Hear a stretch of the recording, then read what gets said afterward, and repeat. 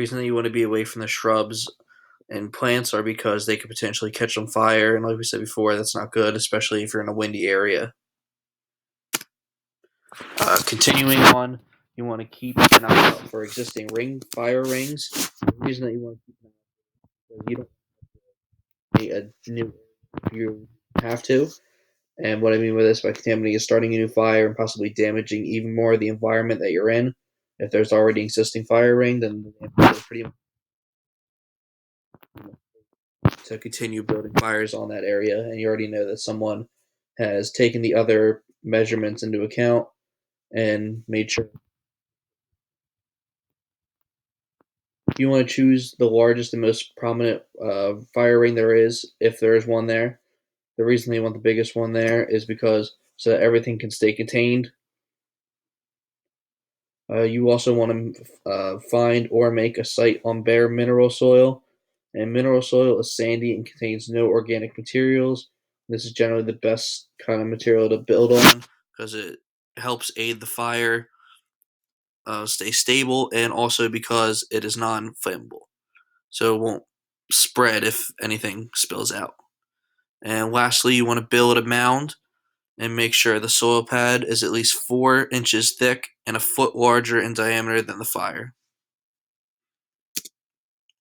So your main components of a fire, first you're going to be is a fire pan. This is going to be a metal tray with high sides to contain wood and ashes.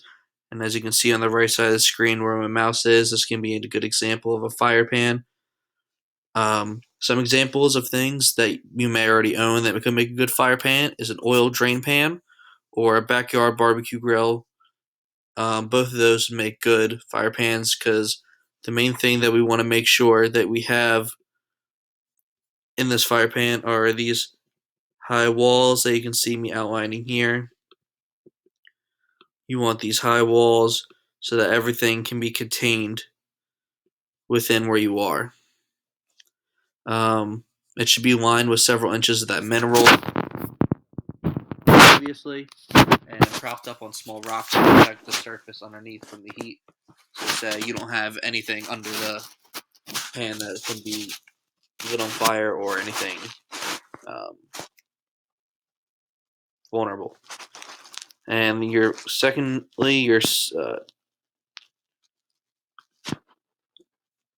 tinder or kindling. Tinder is going to include dry grass, wood shavings, and thick twigs, and you can see that down here. That's going to be your super thin stuff, and that's going to be mostly just to ignite instantly with a match.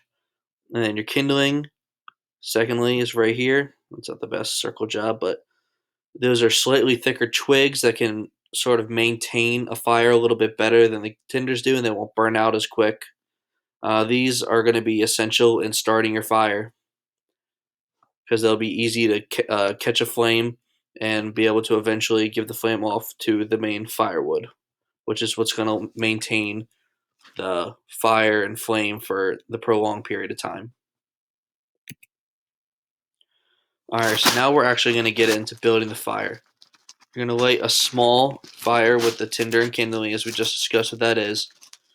And there's a few different ways that you can actually do this. And I'm gonna show you eventually after this a video of how you can actually 3 different ways on specifically building your fire. But in general, you want to slowly add the fire or add wood to the fire, but you don't want to add too much or too many too quick because you'll eventually smother the fire and that'll just end up putting it out if you don't give it a chance to catch. You're going to want to burn all the wood in the fire to white ash or small pieces of charcoal. This is mainly when you get to the end of your fire, you want everything to burn out. You want your hose the site with water after you're done, and then make sure to put your hand in the slurry of ashes to make sure the fire's out.